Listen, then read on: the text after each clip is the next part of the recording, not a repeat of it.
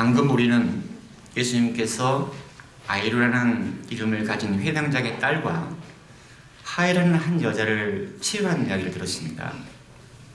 복음서에는 많은 기적 이야기가 나오는데 4대 복음서에 기록되어 있는 37가지 기적 중에서 치유 이야기가 26개가 된다고 합니다. 약 70%가 치유 이야기입니다. 12살을 가진 회당장이 예수님께 아픈 자기 아이를 낳게 해달라고 청합니다. 그리고 그 아이에게 가는 도중에 길에서 한 여자가 치유를 받았습니다. 예수님께서는 그와 함께 길을 나섰고 많은 군중이 그분을 따르며 밀초됐다. 그 가운데 12해 동안이나 하엘이라는 여자가 있었다. 하엘은 몸에서 피가 흐르는 것을 말하는데 이 병은 피가 응고되지 않는 질환입니다. 우리도 손가락이 베면 피가 흐르면 지혈을 하잖아요. 근데 지혈이 안 되면 위험하죠. 과다 출혈이는 잘못하면 사망까지 이르니까. 이게 얼마나 위험한 일이겠어요. 근데 오늘 복음서를 보면 그 여자는 숱한 고생을 하며 많은 의사의 손에 가진 것을 모두 쏟아부었지만 아무 효험도 없이 상태만 더 나빠졌다라고 기록하고 있습니다.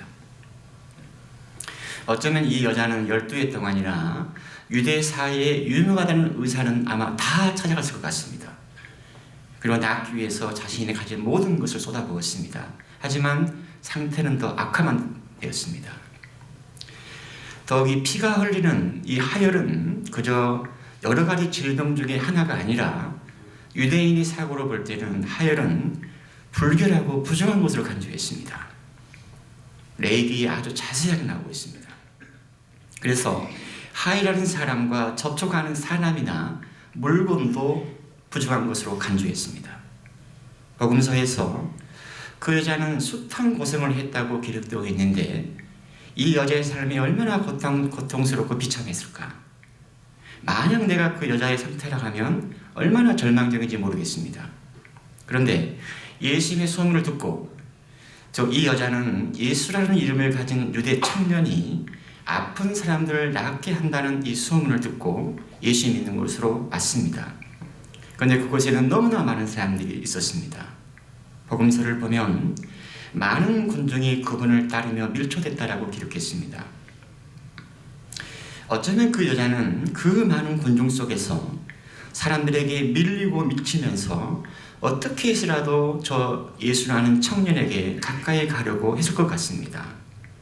그리고 나서 예수님의 뒤에서 예수님의 옷에 손을 댑니다. 그 여자는 그 수많은 사람들 틈 속에서 예수님을 이렇게 만나서 자신의 절박한 이야기를 할 수 있는 상황도 안 되었습니다. 그래서 예수님의 온의 손에 대기만 해도 구원을 받겠지라고 생각을 했습니다. 당시 유다인의 사고방식으로 치유는 곧 구원이었습니다. 예수님의 옷자락에 손을 대자 그 여자는 곧 출혈이 멈추고 병이 나은 것을 몸으로 느낄 수 있다라고 복음사가는 전했습니다. 과연 이 여자는 12년 동안이나 흐르던 그 피가 멈추고 그 고통스러운 병이 나은 걸 보고 뭘 느끼고 뭘 봤을까? 소문을 들었던 저 예수라는 청년에게서 흘러나오는 어떤 힘이 그녀의 몸을 아마 관통했을 것이다. 그리고 병이 나은 것을 온몸으로 느낍니다. 동시에 그동안 힘들고 고통스러웠던 날들, 아프고 아팠던 기억들이 모두 사라졌습니다. 예수님이 그 여자에게 말합니다. 딸아, 내 믿음이 너를 구원하였다. 그리고 병에서 벗어나 건강하게 살아라. 예수님은 당신에 대한 그 여자의 믿음과 신앙을 확인해 줬고 그리고 건강하게 살라고 축복했습니다. 어쩌면 이름을 알 수 없는 이 여자는 치유받고 싶은 어떤 갈망도 컸겠지만 예수님께 대한 절대적인 믿음과 신뢰가 있었습니다. 바로 저 사람이 나를 낫게 할 것이다. 바로 예수가 나를 구원할 것이다. 그래서 미국의 트라피스트 토마스 모트는 이렇게 말을 합니다. 믿음에 의해 예수님 안에 있는 하나님의 힘이 밖으로 표출된다. 그 여자가 예수님의 옷에 손을 갖다 대자 몸이 나았습니다. 몸에 변화가 일어났죠. 동시에 예수님 또한 당신의 몸에서 어떤 변화를 감지합니다. 그 당신에게서 힘이 나간 것을 아시고 군중에게 물었습니다. 누가 나에게 손을 댔냐고. 이건 핀잔이 아닙니다. 누가 나에게 손을 댔느냐. 당신에게서 힘이 나간 것을 아시고 그 힘은 하나님의 힘이었습니다. 사람을 살리고 생명의 힘이었습니다. 이것은 예수님 안에 하나님의 구원이 있다는 것이 확연하게 드러나는 사건인 겁니다. 그런데 예수님이 회당장의 어린 딸에게 가는 도중에 그 아이가 죽어버렸습니다. 그러니 올 필요가 없다고, 다 끝났다고. 하지만 예수님은 저 아이는 죽은 것이 아니라 잠을 자고 있다고. 그런데 사람들은 예수를 비웃었습니다. 그들을 볼 때는 말도 안 되니까 이미 죽어있는 아이가 어떻게 잠을 자고 있냐라고. 하지만 성경에서 잠은 죽음에 대한 메타포입니다. 은유입니다. 예수님의 이 말씀은 그 아이의 실질적인 죽음을 부인하거나 부정하는 것이 아니라 아이가 죽음의 잠에서 깨어날 것이라는 보증입니다. 그러고 나서 그 아이에게 탈리타 쿰 이렇게 말합니다. 고대 언어의 하나인 아라어라고 합니다. 아람어. 소원이야 일어나거라. 예수님 시대의 일상적인 언어는 학자에 따라 다르지만 대체적으로 일반적으로는 아람어로 옵니다. 히브리어도 사용했습니다. 근데 보면은 아람어의 문법이 히브리보다 더 단순하고 배우기 쉽답니다. 저는 아람어도 모르고 히브리도 잘 모릅니다. 그런데 이런 배경으로 볼 때 예수님이 12살의 아이에게 탈리타 쿰 이렇게 말씀하신 것은 그 아이가 이해하고 알아들을 수 있는 언어로 말씀하시지 않았나? 저는 그런 생각이 드는 겁니다. 이건 지극히 주관적인 생각입니다. 그리고 예수님이 십자가상에서 하신 엘리 엘리 레마 사박타니 역시 아람어입니다. 하느님 나의 하느님 어찌하여 나를 버리셨습니까? 예수님이 십자가상에 죽어가면서 예수님의 그 언어는 어쩌면 당신 내면 깊숙이 자리하고 있던 바로 그 아람어였다는 생각이 드는 겁니다. 언어는 단지 소통의 도구를 넘어서서 그 사람의 생각과 마음이 그대로 전해지는 것이 말입니다.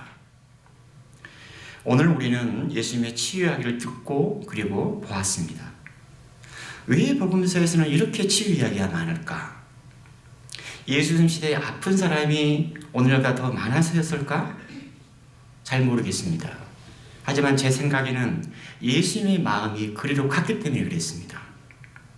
질병의 원인이 뭐든지 간에 한 사람의 몸과 마음이 아프고 힘들고 고통스러운 삶, 바로 그들에게 예수님의 눈이 가고 마음이 갔습니다. 어떤 어르신이 저에게 한 말씀인데 이렇게 표현했습니다. 눈이 가야 마음이 가고 마음이 가야 손이 간다. 아주 재밌는 표현이었습니다.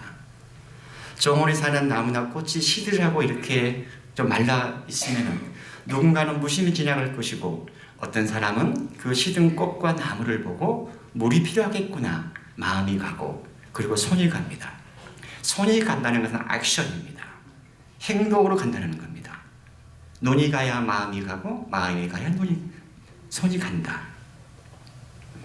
예수님의 눈은 복음서를 보면 늘 아프고 소외되고 고통 사람들에게 먼저 당신의 시선이 향했습니다. 오늘 첫째 독서에서 뒤에서에서 하나님께서는 죽음을 만들지 않으셨다. 하나님께서는 인간을 불멸의 존재로 창조하시고 당신 본성의 모습에 따라 인간을 만드셨다. 그래서 하나님의 아들인 예수도 오늘 12해 동안이나 하혈병으로 고생하던 한 여자를 치유하고 죽은 아이를 살려내고 나아가 당신의 죽음으로써 인간에게 생명을 담아주고 오늘날 우리들에게도 잃어버린 하나님의 모상을 회복하고자 합니다. 예수님의 치유는 그저 몸, 이 육신을 고치는 것에 있는 것이 아니라 그걸 넘어서서 우리 안에 있는 생명력을 회복하고 아름다운 하나님의 모습을 다시 살려내고 온전한 인간성을 불어넣어주는 즉 전인적인 치유를 말합니다. 그렇다면 내가 회복해야 할 생명력은 무엇일까? 몸의 회복뿐만이 아니라 심리적으로, 정서적으로, 정신적으로, 아니면 공동체 안에서 또는 한 가정 안에서 회복해야 할 생명력이 뭔가?